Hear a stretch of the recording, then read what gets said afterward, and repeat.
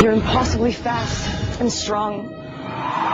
Your skin is pale white and ice cold. Your eyes change color. And sometimes you speak like you're from a different time. You never eat or drink anything. You don't go out in the sunlight. How old are you? 17. How long have you been 17? A while. I know what you are. Say it. Out loud. Vampire. Are you afraid?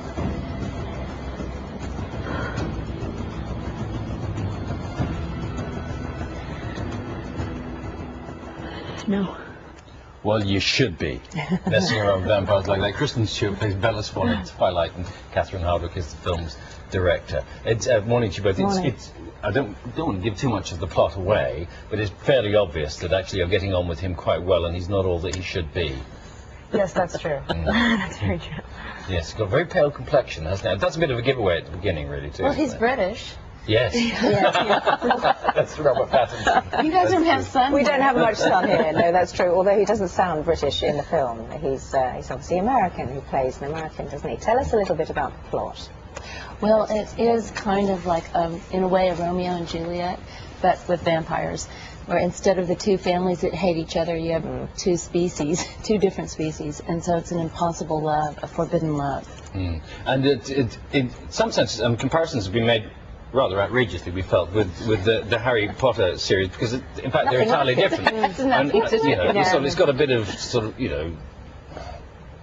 special effects and that sort of thing, but apart from that there's really no similarity at all, except for the fact that there'll presumably be more films after this one, assuming of course that your character manages to survive, because I've got no idea.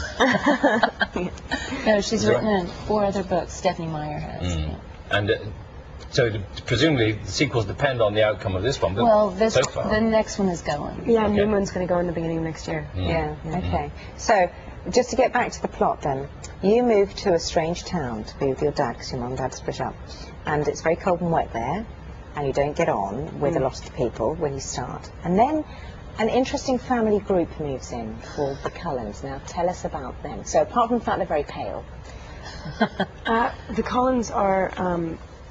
it's funny because they're supposed to be seemingly perfect and like bafflingly beautiful, and everybody's sort of in awe of them, and they're very unapproachable. And Bella is the last person in the world. If they don't talk to anybody else, then there's no way they're ever going to ever speak to her. And the first day that she meets Edward, one of the Cullens, obviously this guy. They have like an instant physiological draw. They can't. It's undeniable and actually quite scary, because he looks like he wants to just rip her apart right in the classroom. And they are nice people. they're quite. The Cullens are actually that would have been the giveaway, wouldn't it, if they had fangs? They don't have fangs, and they're actually vegetarian vampires. Yes. As so often happens, really. You know the weather's not been very good in the north today, so let's have a look at how not to drive in bad weather and what the consequences can be.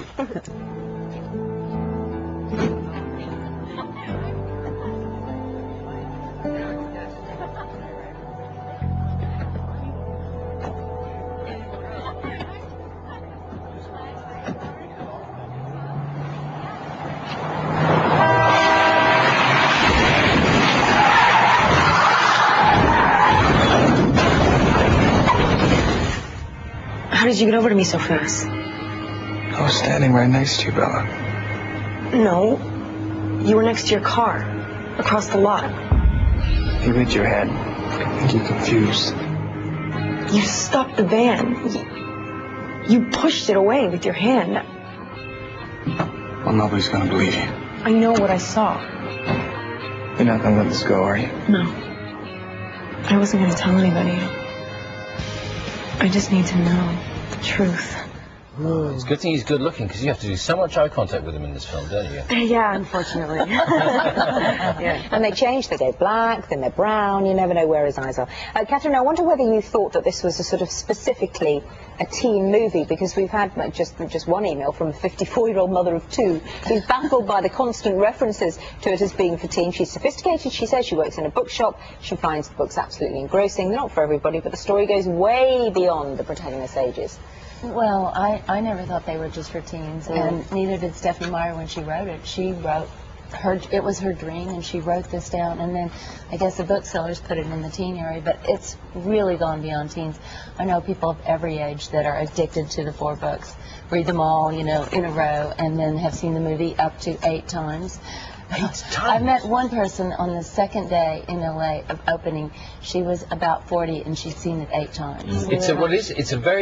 It's a very moody film, isn't it? There's lots of glowering going on and lots of atmosphere and tons of angst. Cool. It's very Dark. cool. Yeah, it is. So you can go back and sort of assimilate more of it, I guess, from time to time, if that's your thing, really. The success of it, though, must have astonished you. I thought that, you know, in the books, you really can get drawn into this, like, amazing world of the intensity of their love, that you feel like you're almost intoxicated, and I wanted to create that atmosphere in the film, too. Yeah. You are just 18. You had a big film with Panic Room, of course, a few years ago, but, I mean, how many films have you made now? You've lost count already. Yeah, Or something. I think about 15. No. Really, already? Because you Yes. started you picked out what we call primary school. Is that where you first spotted? Elementary Yeah, I was in school? elementary school. I was in, I think I must have been in like the 4th grade. Okay. Fourth Have you managed to keep up your education throughout all this time? Yeah. I'm clear you know how to read and write and form sentences, but I mean, do you go to school or It's what? required. You know, she has to do, you know, 3 hours of school a day, you know, and So not Well, I did before I turned 18. On my 18th birthday, my birthday present was a 20-hour workday and a cake in the shape of a clock. Yeah, that's quite funny. we said, happy birthday, now you're going to work nights. Okay. Welcome, You can, welcome yeah, to you can make a showbiz. lot more use of it now, you see. You don't have those pesky working conditions. And lots of 20-hour days to come, of course, with the sequel, so wish you all the very best. Look forward to that. Congratulations. Yeah. Thank you. Thanks very much.